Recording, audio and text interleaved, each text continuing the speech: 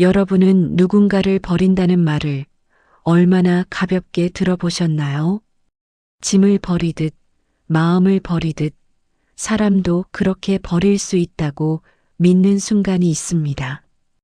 오늘 사연은 시작부터 그 장면으로 들어갑니다. 병원이라고 속였지만 도착한 곳은 병원이 아니었습니다. 그리고 정확히 10분 뒤 전화 한 통이 모든 것을 뒤집어 놓습니다. 조용히 끝까지 함께 들어주시면 좋겠습니다. 문은 이미 닫혀 있었습니다. 닫힌 문 앞에 박순옥은 서 있었습니다. 산골짜기 깊숙한 곳이었습니다. 지도에도 표시되지 않는 마을 끝, 포장도 안 된 비탈 끝에 폐창고가 있었습니다. 한때 물류창고로 쓰였던 콘크리트 벽과 녹슨 셔터문. 셔터는 반쯤 내려와 있었고 그 틈 사이로 어둠이 고여 있었습니다. 박순옥의 발 앞에는 작은 여행 가방이 놓여 있었습니다. 며느리 윤지혜가 트렁크에서 꺼내 내려놓은 가방. 그 위에는 약봉투가 얹혀 있었습니다. 혈압약, 심장약, 진통제. 며칠치 분량뿐이었습니다. 안으로 들어가 계시면 돼요. 곧 담당자가 오실 거예요. 조금 전까지 들리던 며느리의 목소리가 아직 귀에 남아 있었습니다. 병원이라고 했습니다. 정밀 검사만 받으면 된다고 했습니다. 며칠이면 끝난다고 했습니다. 짐은 가볍게 싸오라고 했습니다. 하지만 이곳엔 접수대도 간호사도 병원 특유의 소독 냄새도 없었습니다. 들리는 건 바람 소리뿐이었습니다. 바람이 불 때마다 셔터문이 덜컹거리며 흔들렸습니다. 멀리서 까마귀 울음소리가 들렸고 발밑에 자갈이 작게 부딪히는 소리만 있었습니다. 박순옥은 손을 뻗어 가방을 끌어당기려 했습니다. 하지만 허리가 제대로 굽혀지지 않았습니다. 무릎에 힘이 들어가지 않았고 손끝이 바닥을 스치며 공중에서 멈췄습니다. 한참을 그렇게 서 있다가 다시 한번 몸을 숙였습니다. 이번엔 손끝이 가방 손잡이에 닿았습니다. 그때 뒤에서 차 문 닫히는 소리가 들렸습니다. 철컥 또렷한 금속음이었습니다. 그리고 곧이어 들렸던 시동 소리. 박순옥은 천천히 고개를 돌렸습니다. 차는 이미 방향을 틀고 있었습니다. 며느리는 한 번도 고개를 돌리지 않았습니다. 백미러에 비친 얼굴도 보이지 않았습니다. 그저 차는 먼지를 일으키며 멀어져 갔습니다. 병원이라고 했잖아. 입 밖으로 나온 말은 바람에 섞여 흩어졌습니다. 박순옥은 그대로 주저앉았습니다. 차가운 바닥의 감촉이 고스란히 전해졌습니다. 손바닥에 자갈이 박혔지만 아픈지도 몰랐습니다. 주머니 안에서 무언가 딱딱한 것이 손에 걸렸습니다. 낡은 폴더폰이었습니다. 며느리가 미처 발견하지 못한 오래된 전화기. 박순옥은 그것을 꺼내 들었습니다. 전원을 켰습니다. 화면이 느리게 켜졌습니다. 배터리는 반도체 남지 않았습니다. 연락처는 많지 않았습니다. 아들, 며느리, 그리고 몇 개의 이름. 그중 하나 김태준. 박순옥은 잠시 망설이다가 통화 버튼을 눌렀습니다. 신호음이 2번 울렸고 곧 연결되었습니다. 여보세요. 상대방의 목소리는 즉시 긴장으로 변했습니다. 이사장님, 어디 계십니까? 박순옥은 폐창고 문을 바라보며 조용히 말했습니다. 나 버려졌어. 말끝이 떨렸습니다. 그리고 잠시 숨을 고른 뒤 다시 입을 열었습니다. 10분 뒤에 저 아이한테 전화해. 통화는 그렇게 끊어졌습니다. 박순옥은 전화기를 쥔 채 셔터문을 바라보았습니다. 어둠 속에서 무언가가 움직이는 것 같았지만 착각이었습니다. 윤지혜는 창문을 조금 내렸습니다. 산길을 빠져나오자 도로는 넓어졌고 신호등이 보이기 시작했습니다. 이제 끝났네. 말은 가볍게 나왔지만 가슴 한쪽이 조여왔습니다. 남편 박정우는 운전대만 바라보고 있었습니다. 아무 말도 하지 않았습니다. 병원비만 생각해도 우리도 살긴 살아야지. 윤지혜는 스스로를 설득하듯 중얼거렸습니다. 거울에 비친 자기 얼굴을 피했습니다. 정우는 여전히 대답하지 않았습니다. 내비게이션 화면에 표시된 시간. 출발 지점에서 정확히 10분. 그때 윤지혜의 휴대폰이 울렸습니다. 모르는 번호였습니다. 윤지혜는 잠시 망설이다가 전화를 받았습니다. 윤지혜 씨 맞으십니까? 차분하고 낮은 남자 목소리였습니다. 감정이 실리지 않은 딱딱한 톤이었습니다. 네. 누구세요? 김태준 변호사입니다. 박순옥 이사장님의 법률 대리인입니다. 이사장님이라는 단어에 윤지혜의 표정이 굳었습니다. 손에서 힘이 빠졌습니다. 무슨 말씀이세요? 우리 시어머니는 그냥. 현재 박순옥 이사장님은 보호 대상에서 이탈하셨고 윤지혜 씨의 행위는 유기 정황으로 판단됩니다. 정우가 고개를 들었습니다. 핸들을 쥔 손에 힘이 들어갔습니다. 차가 살짝 흔들렸습니다. 30분 후 재단과 개인 간 모든 지원 및 보호가 중단됩니다. 윤지혜는 숨을 삼켰습니다. 목소리가 떨렸습니다. 잠깐만요. 무슨 소리예요? 저희는 그냥 병원에. 선택은 이미 하셨습니다. 전화는 그 한마디를 남기고 끊겼습니다. 두 소리만 남았습니다. 차 안은 정적에 잠겼습니다. 신호등이 빨간불로 바뀌었고 차는 멈췄습니다. 옆 차선에서 경적 소리가 들렸지만 정우는 듣지 못하는 것처럼 그대로 앉아 있었습니다. 윤지혜가 먼저 입을 열었습니다. 그냥 가자. 우린 잘못한 거 없어. 정우는 대답하지 않았습니다. 파란불이 켜졌습니다. 뒷차에서 경적이 울렸습니다. 정우는 천천히 핸들을 돌렸습니다. 고속도로 진입로가 아니라 반대 방향으로. 윤지혜가 고개를 돌렸습니다. 뭐해? 왜 돌아가? 다시 가야 해. 정우의 목소리는 낮았습니다. 윤지혜는 아무 말도 하지 못했습니다. 차는 다시 산길로 접어들었습니다. 이번엔 속도가 빨랐습니다. 내비게이션은 경로 재탐색 중이라는 메시지만 띄우고 있었습니다. 윤지혜는 창밖을 바라봤습니다. 방금 지나온 길이 거꾸로 보였습니다. 손은 가방 끈을 움켜쥐고 있었고 손톱 자국이 손바닥에 남았습니다. 너무 늦으면 어떡해. 그 말이 입 밖으로 새어나왔을 때 정우는 엑셀을 더 깊게 밟았습니다.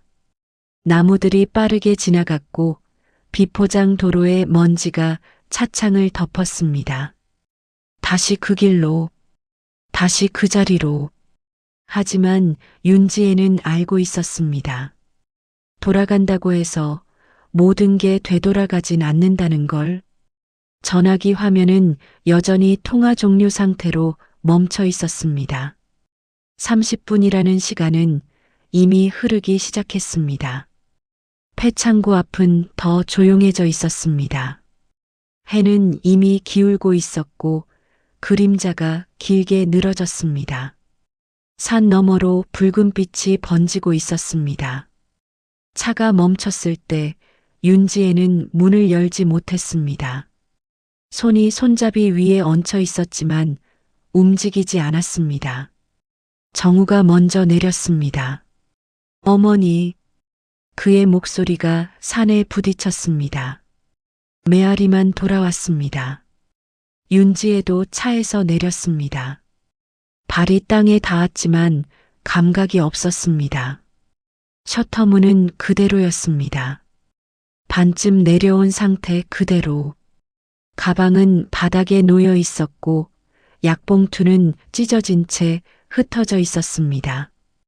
바람에 날린 약 몇 알이 자갈 사이에 박혀 있었습니다. 보행 보조기는 창고 벽 쪽에 쓰러져 있었습니다.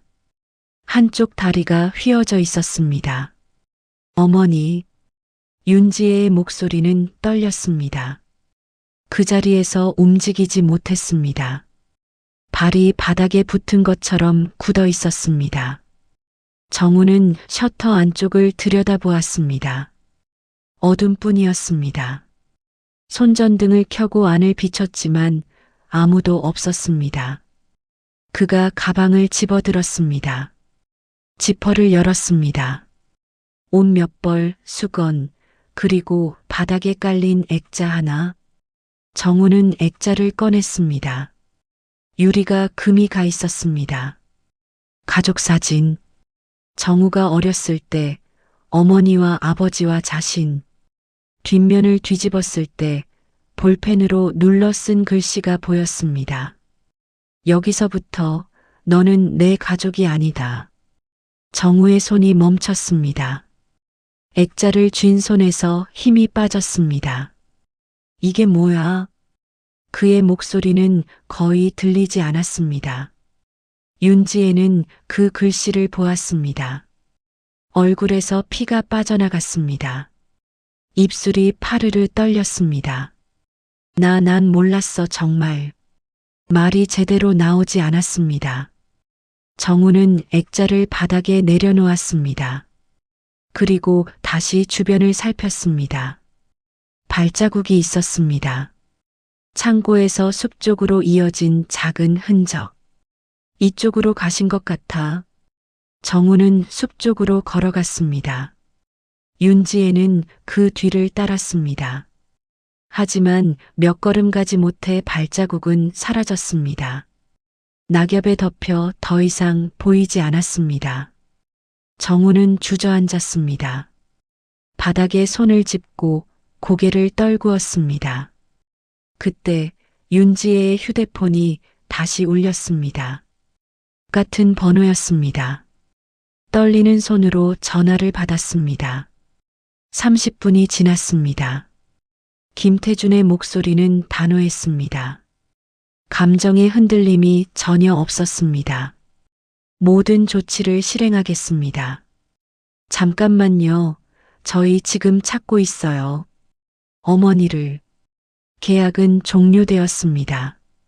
전화는 끊어졌습니다. 윤지혜는 그 자리에 서서 화면을 바라보았습니다. 통화 종료. 시간 표시 30분 2초. 바람이 불었습니다. 셔터문이 덜컹거렸습니다. 윤지혜의 머리카락이 얼굴을 스쳤지만 그녀는 느끼지 못했습니다. 정우는 여전히 바닥에 앉아 있었습니다. 액자는 그 옆에 놓여 있었고 금간 유리 사이로 사진 속 얼굴들이 일그러져 보였습니다. 어머니, 그 말만 반복했습니다. 윤지혜는 아무 말도 할 수 없었습니다. 그날 밤 집 현관문은 열리지 않았습니다. 비밀번호를 눌렀지만 빨간 불만 깜빡였습니다. 윤지혜는 다시 눌렀습니다. 정확하게. 하지만 결과는 같았습니다. 정우가 대신 시도했습니다. 역시 빨간불. 두 사람은 현관 앞에 서서 서로를 바라보았습니다. 말없이 휴대폰을 꺼냈습니다. 관리실에 전화를 걸려다가 멈췄습니다. 무슨 말을 해야 할지 몰랐습니다. 대신 카드를 꺼냈습니다. 가까운 편의점으로 갔습니다. 물 한 병을 집어들고 카드를 내밀었습니다. 결제가 안 되는데요. 직원의 말에 윤지혜는 다른 카드를 꺼냈습니다. 세 장을 시도했지만 모두 거절되었습니다. 죄송합니다. 현금은 없으세요? 윤지혜는 지갑을 열었습니다. 1,000원짜리 2장. 그게 전부였습니다. 물병을 제자리에 놓고 나왔습니다. 편의점 형광등 불빛이 등 뒤에서 차갑게 비추고 있었습니다. 휴대폰 화면을 켰습니다. 은행 앱을 열려고 했지만 로그인이 되지 않았습니다. 일시적 오류라는 메시지만 떴습니다. 정우의 휴대폰도 마찬가지였습니다. 그때 메시지가 쏟아지기 시작했습니다. 1, 2, 10개, 20개. 임대차 계약 해지 통보, 카드사 거래 중단 안내, 대출 보증 해지 통보, 휴대폰 요금 연체 예정 안내. 모든 메시지는 같은 시간대에 발송되어 있었습니다. 오후 3시 32분. 30분이 지난 바로 그 시각. 윤지혜는 휴대폰을 쥔 채 주저앉았습니다. 편의점 앞 계단에 지나가는 사람들이 힐끗 쳐다봤지만 아무도 멈추지 않았습니다. 정우는 그 옆에 서 있었습니다. 말없이 주먹을 쥐고 풀고 다시 쥐었습니다. 왜 그렇게까지 했어? 그의 목소리는 낮았습니다. 떨리지도 않았습니다. 그저 텅 비어 있었습니다. 윤지혜는 고개를 들지 못했습니다. 대답할 말이 없었습니다. 변명할 말도 없었습니다. 어머니가 뭐라고 하셨는지 알아? 정우는 휴대폰을 꺼냈습니다. 화면을 윤지혜에게 보여주었습니다. 여기서부터 너는 내 가족이 아니다. 액자 뒷면에 적혀 있던 그 문장이었습니다. 정우가 사진으로 찍어둔 것이었습니다. 이게 마지막 말이었어. 윤지혜는 화면을 볼 수 없었습니다. 눈물이 흘러내렸지만 닦지 않았습니다. 며칠 뒤 정우는 짐을 쌌습니다. 큰 가방 하나, 옷 몇 벌과 서류 몇 장, 그게 전부였습니다. 윤지혜는 그 모습을 지켜봤습니다. 막지 않았습니다. 말을 걸지도 않았습니다. 정우는 현관문 앞에서 잠시 멈췄습니다. 뒤돌아보지 않았습니다. 그냥 문을 열고 나갔습니다. 문이 닫히는 소리, 철컥. 그 소리가 울릴 때 윤지혜는 바닥에 주저앉았습니다. 빈 방 안에서 혼자 창밖으로 저녁 노을이 지고 있었습니다. 붉은 빛이 방 안을 채웠다가 사라졌습니다. 어둠이 왔습니다. 불을 켜지 않았습니다. 휴대폰 화면만 가끔 켜졌습니다. 새로운 메시지, 모두 청구서와 통보문이었습니다. 윤지혜는 휴대폰을 꺼버렸습니다. 완전한 어둠만 남았습니다. 윤지혜는 찜질방 바닥에 누워 있었습니다. 천장은 밝았지만 마음은 캄캄했습니다. 주변에는 사람들이 많았습니다. 코를 고는 사람, 휴대폰을 보는 사람, 벽에 기대 앉은 사람. 각자의 사정으로 밤을 버티는 사람들. 그 속에서 윤지혜는 혼자였습니다. 입구 쪽에서 직원이 지나갔습니다. 수건을 들고 바닥을 쓸며. 윤지혜는 그 모습을 바라봤습니다. 다음 날 아침 윤지혜는 카운터 앞에 서 있었습니다. 일자리 있나요? 직원은 윤지혜를 위아래로 훑어봤습니다. 청소요? 네, 야간이에요. 새벽 2시부터 7시까지. 괜찮아요. 직원은 종이 한 장을 내밀었습니다. 신청서였습니다. 윤지혜는 떨리는 손으로 이름을 적었습니다. 사흘 뒤 윤지혜는 병원 복도에 서 있었습니다. 야간 청소. 물걸레와 밀대를 처음 쥐는 순간 손이 굳었습니다. 여기서부터 시작하세요. 선배 청소원이 가리킨 곳은 3층 2번 병동이었습니다. 긴 복도. 양쪽으로 늘어선 병실. 윤지혜는 걸레를 물에 적셨습니다. 짜냈습니다. 바닥에 대고 밀었습니다. 첫 번째 줄. 물기가 번졌습니다. 다시 한번. 복도는 고요했습니다. 형광등 불빛만 차갑게 바닥을 비추고 있었습니다. 환자들은 잠들어 있었고 간혹 신음소리가 들렸습니다. 병원이라고 속였지. 걸레를 밀 때마다 그 말이 머릿속을 쳤습니다. 폐창고와 셔터문 가방 하나. 그리고 돌아서던 차. 윤지혜는 걸레를 멈추고 벽에 기댔습니다. 손바닥에 물기가 배어들었습니다. 새벽 4시가 넘었을 때 창문 너머 어둠이 조금 옅어졌습니다. 그때 병실 문이 열렸습니다. 휠체어를 탄 노인이 나왔습니다. 보호자 없이 혼자. 창밖을 바라보다가 다시 병실로 들어갔습니다. 윤지혜는 그 뒷모습을 지켜봤습니다. 구부정한 등 가느다란 목. 시어머니도 저렇게. 가슴이 먹먹했습니다. 새벽 7시 윤지혜는 청소 도구를 정리했습니다. 선배 청소원이 다가왔습니다. 첫날 치고 괜찮았어요. 감사합니다. 내일도 나올 수 있어요? 네. 윤지혜는 고개를 숙였습니다. 찜질방으로 돌아왔습니다. 샤워를 하고 옷을 갈아입고 바닥에 누웠습니다. 잠이 오지 않았습니다. 천장을 바라봤습니다. 형광등이 깜박였습니다. 옆에서 누군가 코를 골았습니다. 출입문이 열리고 닫히는 소리가 들렸습니다. 눈을 감았습니다. 하지만 어둠 속에서도 그 폐창고가 보였습니다. 셔터문이 보였습니다. 가방 위에 놓인 약봉투가 보였습니다. 미안해요. 말은 공중에 흩어졌습니다. 아무도 듣지 못했습니다. 시간은 천천히 흘렀습니다. 다시 밤이 왔습니다. 윤지혜는 일어났습니다. 병원으로 가는 버스 안에서 창밖을 바라봤습니다. 어둠 속을 달리는 차들, 불 켜진 건물들, 살아가는 사람들. 윤지혜도 그 속에 있었습니다. 하지만 혼자였습니다. 병원에 도착했습니다. 물걸레를 적셨습니다. 다시 복도를 밀기 시작했습니다. 그것만이 지금 그녀가 할 수 있는 전부였습니다. 챕터 6. 같은 공간 다른 자리.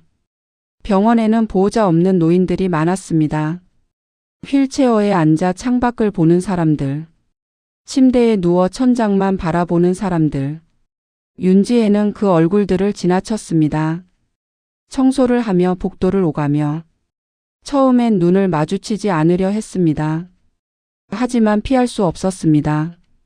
매일 같은 시간 같은 자리에 그들이 있었습니다. 301호실 할머니. 침대 끝에 앉아 창밖만 보고 계셨습니다. 간호사가 식사를 가져다 드려도 손을 대지 않으셨습니다. 그저 창밖만. 윤지혜는 그 방을 지나칠 때마다 발걸음이 느려졌습니다. 문틈으로 보이는 할머니의 뒷모습. 구부정한 등. 가느다란 어깨. 폐창고 앞에 앉아있던 박순옥의 모습이 겹쳐 보였습니다. 314호실 할아버지. 휠체어에 앉아 복도를 오가셨습니다. 보호자는 없었습니다. 간호사들이 말을 걸어도 괜찮아요 그 말뿐이었습니다. 윤지혜는 복도를 닦다가 그 할아버지와 눈이 마주쳤습니다. 할아버지는 잠시 그녀를 바라보다가 고개를 돌렸습니다. 무언가를 기다리는 듯한 하지만 이미 포기한 듯한 눈빛. 윤지혜는 고개를 들 수 없었습니다. 새벽 5시 간호사 스테이션 앞을 지나갈 때였습니다.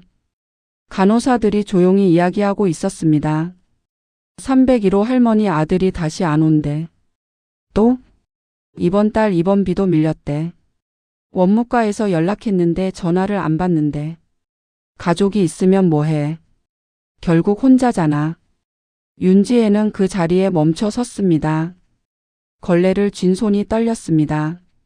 가족이 있으면 뭐해. 결국 혼자잖아. 그 말이 가슴에 꽂혔습니다. 간호사들은 윤지혜를 보고 이야기를 멈췄습니다. 윤지혜는 고개를 숙이고 지나쳤습니다. 다음 날 301호실을 지나칠 때였습니다. 할머니는 여전히 창가에 앉아 계셨습니다. 하지만 이번엔 고개가 떨어져 있었습니다.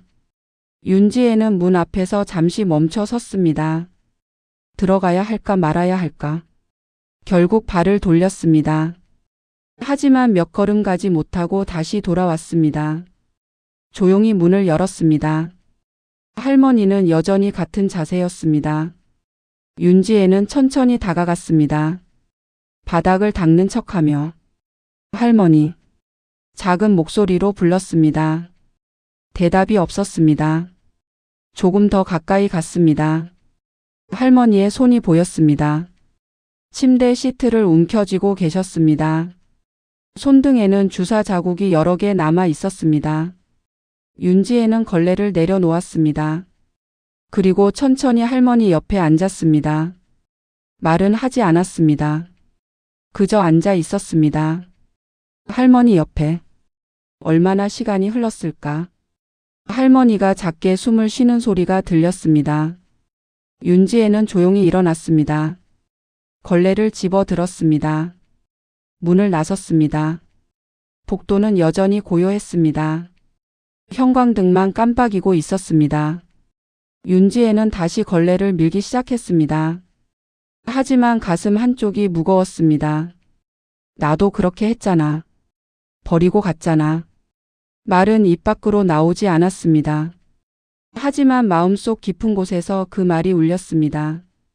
계속해서 3개월이 흘렀습니다. 윤지혜는 여전히 병원 야간 청소를 하고 있었습니다.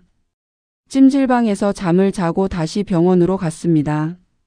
어느 토요일 오후 재단 무료 급식소 앞을 지나가고 있었습니다. 줄이 길게 늘어서 있었습니다. 박순옥 재단이라는 간판이 보였습니다. 그때 누군가 그녀를 불렀습니다. 윤지혜 씨. 뒤를 돌아보니 김태준이 서 있었습니다. 정장 차림에 서류 가방을 든 모습. 윤지혜는 본능적으로 한 걸음 물러섰습니다. 무슨 일이세요?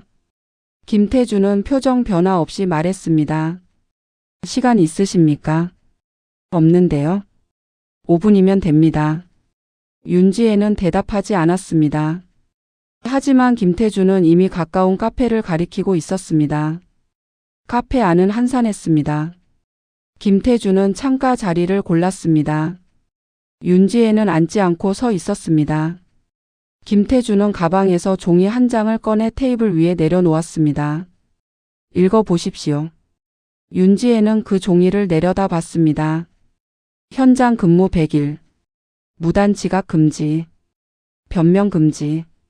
용서 요구 금지. 이게 뭐예요? 기회입니다. 김태준의 목소리는 평평했습니다. 이사장님께서 마지막 조건을 제시하셨습니다. 윤지혜는 종이를 집어 들었습니다. 손이 떨렸습니다. 만약 제가 이걸 지키면 어떻게 되는데요? 모릅니다. 김태준의 대답은 단호했습니다. 하지만 지키지 못하면 완전히 끝입니다. 윤지혜는 종이를 쥐었습니다. 구겨질 정도로 세게. 어머니는 어디 계세요? 말씀드릴 수 없습니다. 건강하세요? 김태준은 대답하지 않았습니다. 그저 종이를 가리켰습니다. 선택하십시오. 윤지혜는 그 종이를 바라봤습니다. 100일. 변명 금지. 용서 요구 금지. 만약 제가 어머니를 만나면 그것도 이사장님께서 결정하실 일입니다. 김태준은 일어섰습니다. 월요일 오전 9시 재단 봉사 현장으로 오십시오. 그는 더 이상 말하지 않고 나갔습니다. 윤지혜는 홀로 남았습니다. 손에는 구겨진 종이. 뒷면에는 주소가 적혀 있었습니다. 윤지혜는 종이를 접었습니다. 주머니에 넣었습니다. 창밖을 바라봤습니다. 사람들이 지나가고 있었습니다. 각자의 삶을 살아가는 사람들. 월요일 오전 9시. 100일. 조건을 따질 입장이 아니었습니다. 선택의 여지도 없었습니다. 윤지혜는 자리에서 일어났습니다. 카페를 나섰습니다. 월요일까지 이틀. 준비할 것은 없었습니다. 그저 시간에 맞춰 가면 되는 일. 하지만 가슴 한쪽이 무거웠습니다. 용서 요구 금지라는 문장이 계속 머릿속을 맴돌았습니다. 용서 받으려 가는 게 아니구나. 윤지혜는 걸으며 생각했습니다. 그럼 뭘 하러 가는 거지? 대답은 없었습니다. 다만 가야 한다는 것만 알고 있었습니다. 찜질방으로 돌아왔습니다. 바닥에 누워 천장을 바라봤습니다. 100일. 그 숫자가 머릿속을 채웠습니다. 시간은 흘러갈 것입니다. 월요일 오전 8시 50분. 윤지혜는 재단 건물 앞에 서 있었습니다. 3층짜리 건물에 박순옥 재단 사회복지센터라는 간판. 숨을 고르고 문을 열었습니다. 안내 데스크 직원이 서류를 건넸습니다. 출근부 근무 수칙 안전교육 자료. 2층 배식장으로 가시면 됩니다. 2층으로 올라갔습니다. 계단을 오르는 동안 아래층에서 사람들 목소리가 들렸습니다. 밥 먹는 소리, 그릇 부딪히는 소리. 배식장 문을 열자 넓은 공간이 펼쳐졌습니다. 긴 테이블들이 줄지어 있었고 사람들이 앉아 식사를 하고 있었습니다. 노인들이 대부분이었습니다. 윤지혜 씨죠? 뒤에서 목소리가 들렸습니다. 중년 여성이었습니다. 앞치마를 두른 모습. 네, 저는 김영숙이에요. 여기 배식 담당. 따라오세요. 주방으로 들어갔습니다. 커다란 솥에서 국이 끓고 있었고 반찬이 준비되어 있었습니다. 일은 간단해요. 배식하고 설거지하고 청소하고. 힘들지만 어렵진 않아요. 김영숙은 앞치마 하나를 건넸습니다. 오늘은 보면서 배우세요. 윤지혜는 앞치마를 두르고 손을 씻었습니다. 배식이 시작되었습니다. 사람들이 줄을 서서 다가왔습니다. 김영숙이 밥을 퍼주고 옆 직원이 국을 떠주고 윤지혜는 반찬을 덜어주었습니다. 첫 번째 할머니가 쟁반을 내밀었습니다. 감사합니다. 작은 목소리로 말하고 지나갔습니다. 사람들은 계속 왔습니다. 윤지혜의 손은 계속 움직였습니다. 1시간쯤 지났을 때 한 할아버지가 다가왔습니다. 손이 많이 떨리고 계셨습니다. 쟁반을 잘 잡지 못했습니다. 윤지혜는 쟁반을 받쳐드렸습니다. 조심스럽게. 괜찮으세요? 할아버지는 고개를 끄덕였습니다. 말없이. 배식이 끝났습니다. 이제 설거지였습니다. 김영숙과 함께 쌓인 그릇들을 씻었습니다. 물이 뜨거웠지만 참았습니다. 처음 치고 잘하네요. 고맙습니다. 설거지가 끝나고 바닥을 쓸고 닦았습니다. 오후 3시 일과가 끝났습니다. 김영숙이 다가왔습니다. 수고했어요. 내일 9시에 봐요. 네. 윤지혜는 앞치마를 벗고 건물을 나섰습니다. 밖은 여전히 밝았습니다. 오후 햇살이 따뜻했습니다. 버스 정류장으로 걸어가며 윤지혜는 손을 펼쳐봤습니다. 빨갛게 부어 있었습니다. 물집이 생길 것 같았습니다. 하지만 아프지 않았습니다. 아니, 아픈지 몰랐습니다. 머릿속엔 오늘 본 얼굴들이 떠올랐습니다. 밥을 먹던 할머니들, 할아버지들. 손 떨리던 그분. 도망치지 말자. 윤지혜는 중얼거렸습니다. 폐창고 앞. 어머니를 남겨두고 돌아섰던 그날. 그 순간이 떠올랐습니다. 이번엔 도망치지 말자. 버스가 왔습니다. 윤지혜는 버스에 올라탔습니다. 창밖을 바라봤습니다. 시간은 흐르고 있었습니다. 100일 중 1일이 지났습니다. 앞으로 99일. 내일 또 갈 것입니다. 도망치지 않을 것입니다. 100일이 지났습니다. 정확히 100일째 되는 날 아침. 윤지혜는 작은 고시원 방에서 눈을 떴습니다. 한 달 전 찜질방을 나와 이곳으로 옮겼습니다. 창문은 작았지만 햇빛이 들어왔습니다. 오늘은 재단에 가지 않는 날입니다. 100일이 끝났으니까. 하지만 윤지혜는 깨끗한 옷으로 갈아입었습니다. 거울을 봤습니다. 얼굴이 달라져 있었습니다. 100일 전보다 야위었지만 눈빛은 달랐습니다.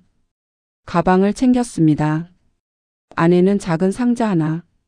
지팡이였습니다. 한 달 전 급여로 산 것. 윤지혜는 방을 나섰습니다. 버스를 타고 지하철을 타고 재단 본부로 향했습니다. 건물은 컸습니다. 박순옥 재단 본부라는 표지판. 윤지혜는 숨을 고르고 들어갔습니다. 윤지혜입니다. 이사장님을 뵙고 싶습니다. 예약이 되어 있으시네요. 3층 회의실로 올라가시면 됩니다. 3층. 복도 끝에 회의실이라는 표지.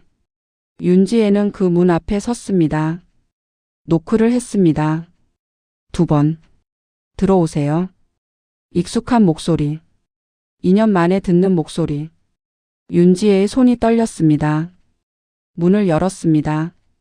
방 안에는 테이블 하나. 그 앞에 박순옥이 앉아 있었습니다. 휠체어가 아니었습니다. 의자에 앉아 계셨습니다.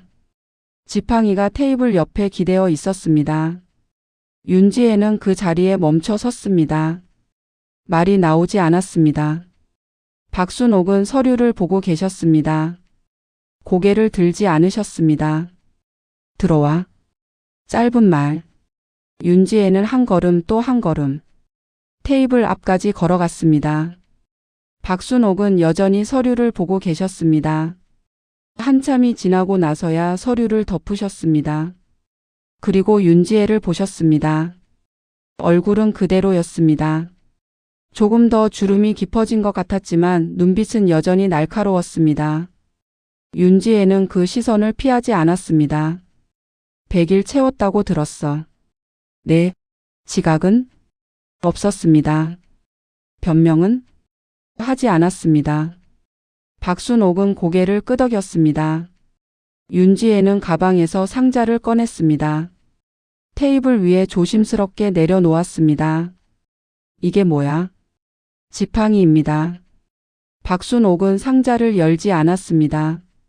그저 바라보기만 했습니다. 용서받으러 온 건 아니지. 윤지혜는 고개를 들었습니다. 박순옥의 눈을 마주 봤습니다. 네, 그럼 뭐 하러 왔어? 윤지혜는 입을 열었습니다. 하지만 말이 나오지 않았습니다.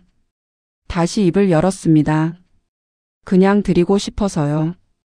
박순옥은 아무 말도 하지 않았습니다. 윤지혜는 그대로 서 있었습니다. 떠나지 않았습니다. 시간이 흘렀습니다. 얼마나 흘렀을까?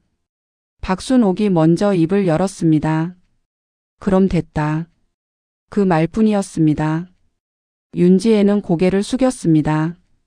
아무 말도 하지 않았습니다. 그 침묵 속에서 두 사람은 각자의 시간을 받아들였습니다. 박순옥은 상자를 열었습니다. 천천히. 안에서 지팡이를 꺼냈습니다. 손으로 쥐어보셨습니다. 무게를 느껴보셨습니다. 손잡이를 만져보셨습니다. 나쁘지 않네. 짧은 말. 윤지혜는 아무 대답도 하지 못했습니다. 박순옥은 지팡이를 테이블 옆에 세워두셨습니다. 그리고 다시 윤지혜를 보셨습니다. 앉아. 윤지혜는 의자에 앉았습니다. 테이블을 사이에 두고 박순옥은 서랍에서 서류 하나를 꺼내셨습니다. 윤지혜 쪽으로 밀어주셨습니다. 100일 근무 확인서. 김태준이 작성한 거야. 윤지혜는 서류를 내려다 봤습니다. 출근 일수 근무 시간 평가. 모두 기록되어 있었습니다. 잘했어. 그 한마디에 윤지혜의 눈가가 뜨거워졌습니다. 하지만 눈물을 흘리지 않았습니다. 참았습니다. 박순옥은 창밖을 바라보셨습니다. 그날 폐창고 앞 난 혼자 거기 앉아 있었지. 목소리는 담담했습니다. 처음엔 화가 났어. 그 다음엔 허무했고 마지막엔 편했어. 이제 내 삶은 내가 정하는구나 싶었거든. 박순옥은 다시 윤지혜를 보셨습니다. 넌 날 버렸고 난 널 버렸어. 그걸로 끝이야. 윤지혜는 고개를 숙였습니다. 하지만 넌 100일을 채웠어. 변명도 안 하고 도망도 안 치고. 그거면 돼.